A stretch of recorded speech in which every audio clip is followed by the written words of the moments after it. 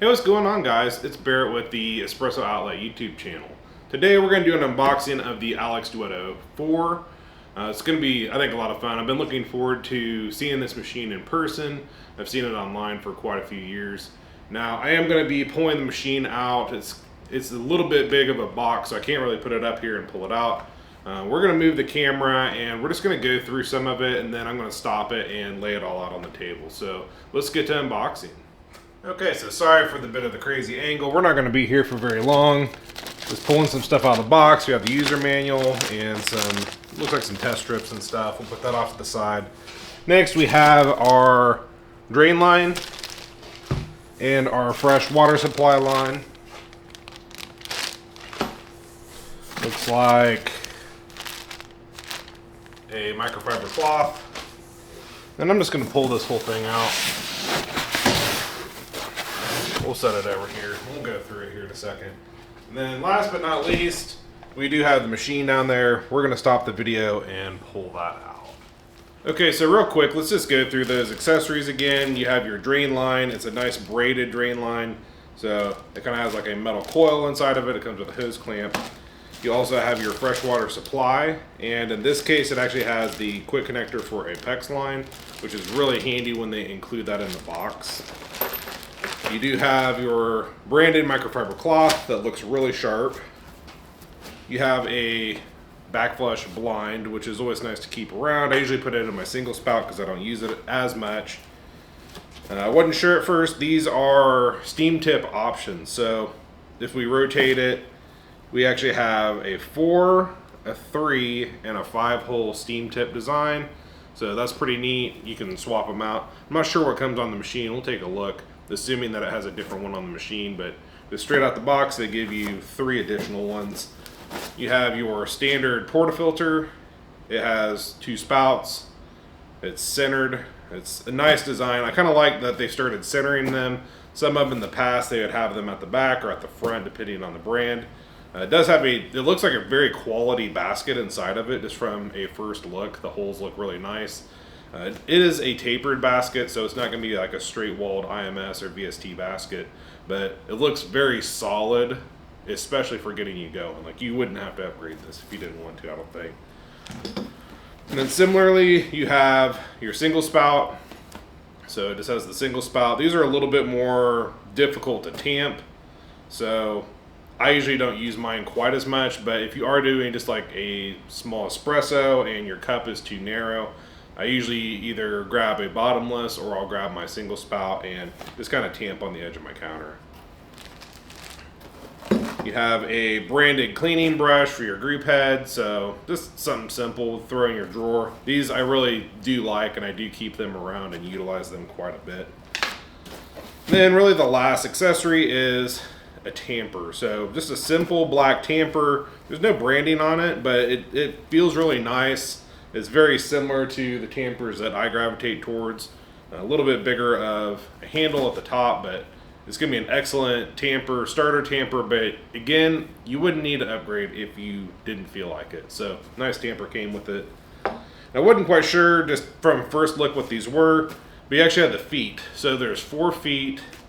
They're not really an accessory, so I'm not going to cover them as an accessory, but there's 4 feet that we're going to screw onto the bottom of the machine as soon as we pull it out. And just a really nice high quality machine. It feels like a polished aluminum foot. Now these are threaded, so if your countertop's a little bit like not quite level, you can easily level out your machine. It's usually within like 1/8 of an inch or 1/16 of an inch, so really nice looking feet. So let's get this machine pulled out, get these feet installed, and take a look at the machine itself. Okay, so I'm letting you know this is a very heavy machine. I saw the UPS guy struggling to bring it to me, and I think he wished he had used a dolly. Definitely get some help pulling this out of the box. It's a very heavy machine. I have it tilted on its side. I actually have one of these foam blocks that came inside of it because we need to install the feet, and I don't want you to put this machine down on a flat surface because you actually have some bolts that stick out the bottom that might damage your counter, and you don't want to do any damage to the machine itself. So you will have like a connector for your fresh water supply line. You don't want to bend any of that up. So to start with, we're just going to kind of pull back this dust cover. Definitely a nice looking dust cover. And we're going to start installing these feet on the bottom. They pretty intuitive, they just thread into place. Obviously there's 4 of them.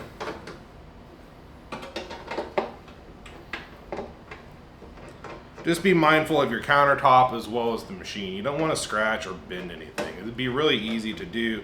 I actually did it with one of the machines that I received years ago that didn't come with feet on it. Okay, so you can see that we got all 4 of these feet on, and if you want to level them out, you can unscrew them a little bit, and that's totally fine.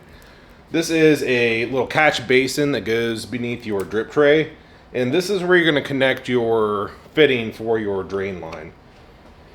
Similarly, for your freshwater supply, you have a threaded fitting right here, and you're just going to connect it on. It does come with all the correct fittings, so it should just thread into place and have O-rings. This is something that as soon as I plumb a machine, I usually just watch for that. If you're about to install it, this is a good time while it's on its side and before you've unpackaged everything to connect these. Okay, so starting with the drain line, we're just going to kind of unkink it and connect it to the bottom. So put your hose clamp on and push into place. Next, let's connect our fresh water supply. You can see that there are 2 different ends. One is flat, make sure it's in focus, and the other is at an angle. So we're going to want to use the angled side. Now I don't have a crescent wrench today, but you'll get the idea, and just simply screw this on. It's kind of like a ball on top, so it doesn't have to be perfectly flat, and we're just going to thread it on. Now you will want to tighten this up with a crescent wrench and make sure that it doesn't leak.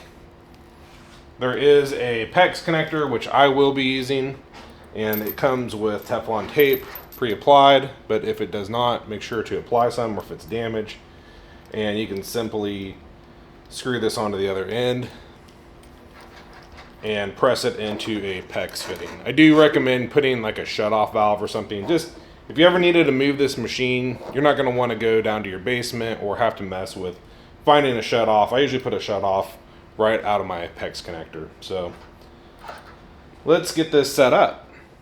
Okay, with all of that done, let's just pull off the dust cover. I like that it is kind of an elastic dust cover, even though you probably won't use it much. It is one that you could use if you wanted. Some of them, they're just really not very user-friendly. Put that off to the side. We already cut the saran wrap for holding the drip tray on.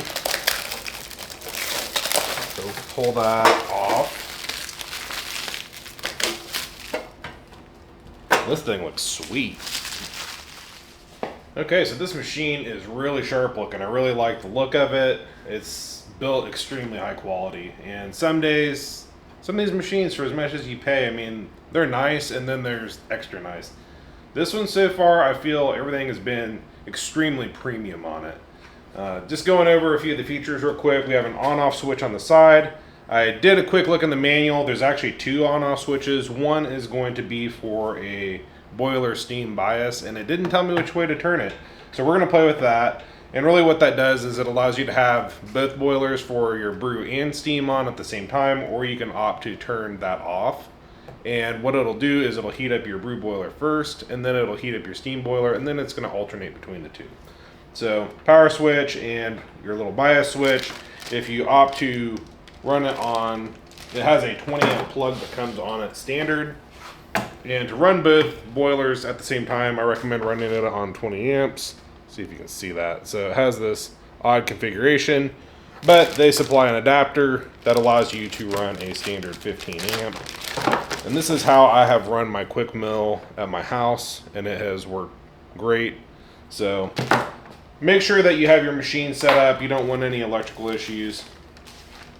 Taking a quick look at the front, we have our steam off to this side. Very nice steam and water, or I said steam, excuse me. This is your water, and on the other side is your steam. I've been using the Nuova, and they're actually backwards, so I had it backwards in my head. Really nice E61 group head and lever.